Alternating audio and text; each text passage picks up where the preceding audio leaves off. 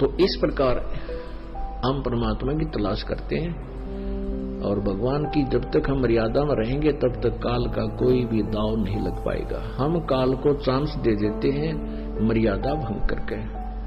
मर्यादा भंग करने में कौन कौन से विशेष हैं जो मर्यादा भंग होती है, विशेष नियम कौन कौन से जो आपको लिख कर दिए हुए हैं। उनमें से सबसे बड़ा है अभिमान, अहंकार नहीं आप में होना चाहिए, क्योंकि परमात्मा ने बताया है कि मेरी भक्ति तुम्हारे अंदर तब तक रहेगी जब तक तुम ऐसे रहोगे। कैसे? परमेश्वर ने खुद बोला है, कबीर कुत्ता हूं गुरुदेव का, कुत्ता हूं दरबार का, मोतिया मेरा नाम, और गले प्रेम की रस्सी रसरी जेवड़ी, जहां खेचो वहां जाऊंगा। यानी अपने परमात्मा गुरुदेव में आपका इतना लगाव बने, इतनी श्रद्धा बने और ऐसा भाव बने जैसा मालिक ने बताया कि ऐसा करो, कुत्ता तेरे दरबार का।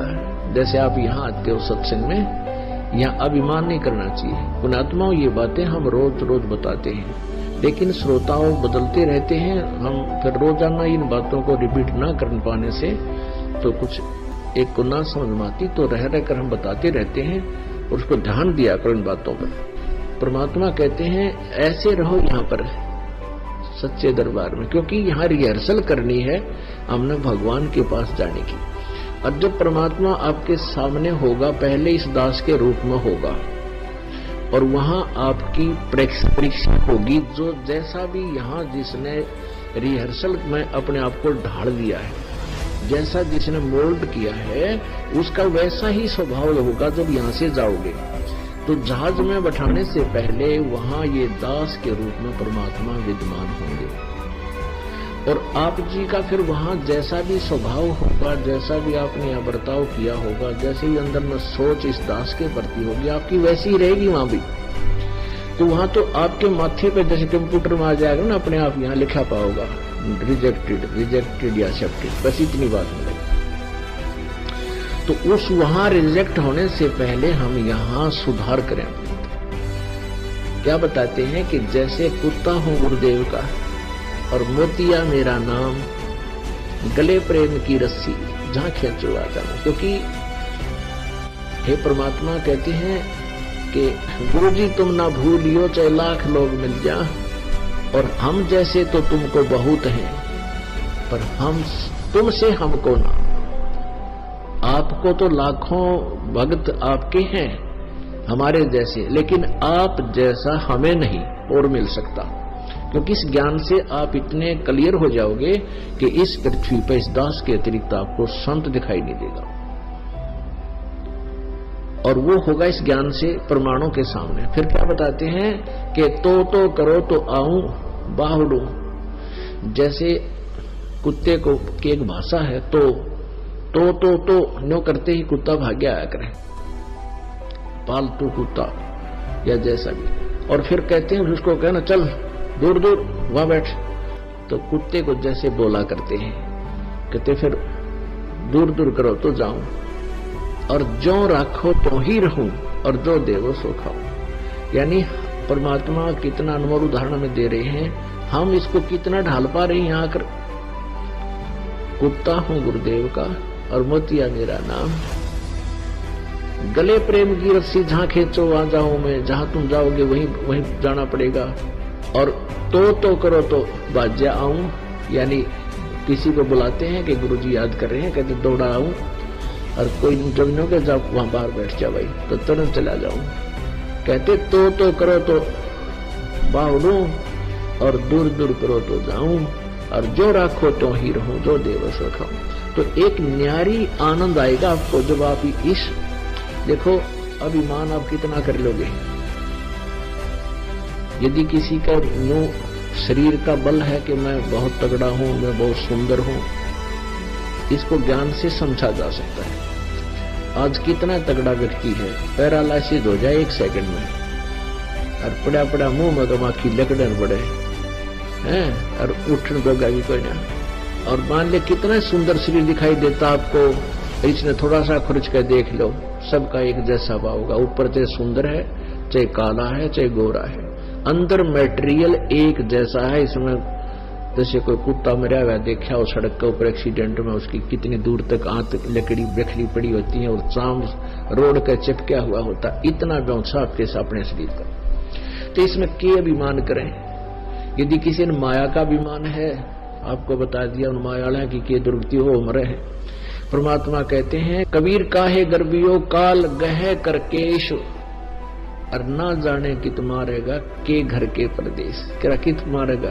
कहाँ जन्मे कहाँ पाले पोसे, और बहुत लड़ाए लाड, और ना बेरा इस देह के कित खंडेंगे हाड।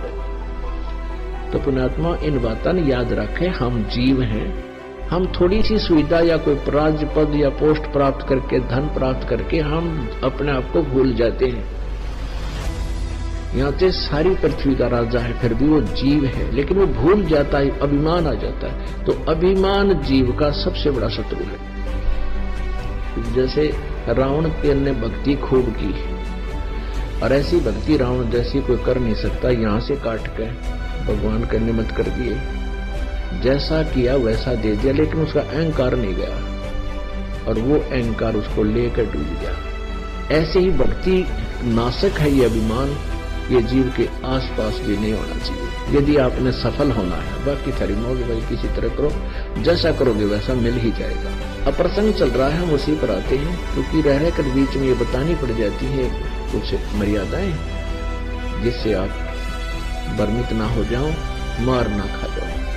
तो इन बातों को बहुत ध्यान से आपने स्वीकार करना है कि न तो यहाँ सत्संग में आवे, बहुत आधीनी से आवे। जैसे कबीर साहब कहते हैं, संत मिलन को चालियो तज माया अभिमाने, जो जो कदम आगे रखे है एक एक यज्ञ समान, सो सो यज्ञ समान।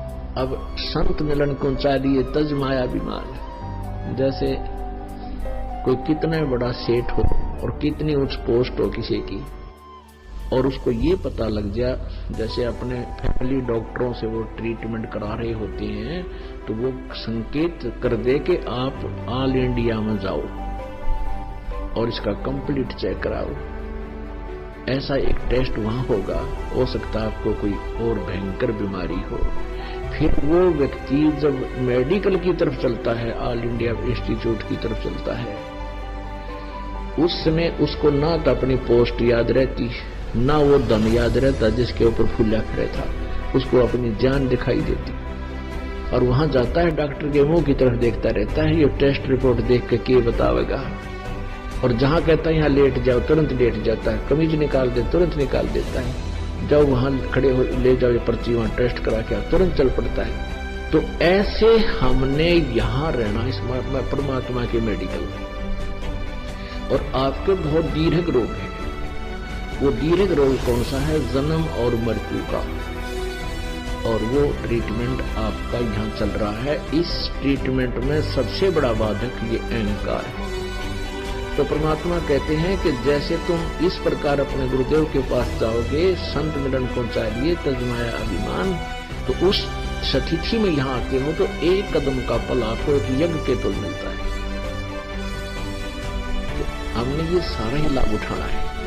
हम युगों युगों से भटक रहे हैं, बहुत हम निर्धन हो गए हैं, तो हमने सब प्रकार के इस धन को इकट्ठा करना है। ये सोच लिया हम इतने दीर्घ रोगी हैं, हमने ग्लूकोज भी चढ़वानी पड़ेगी और सब प्रकार के कैप्सूल भी खाने पड़ेंगे, तब हम स्वस्थ होंगे। अर्थात हमारी जन्म मृत्यु का ये रोग इस ट्रीटमेंट से कटेगा, और इसके कटे बिना हम परम शांति को प्राप्त नहीं कर सकते।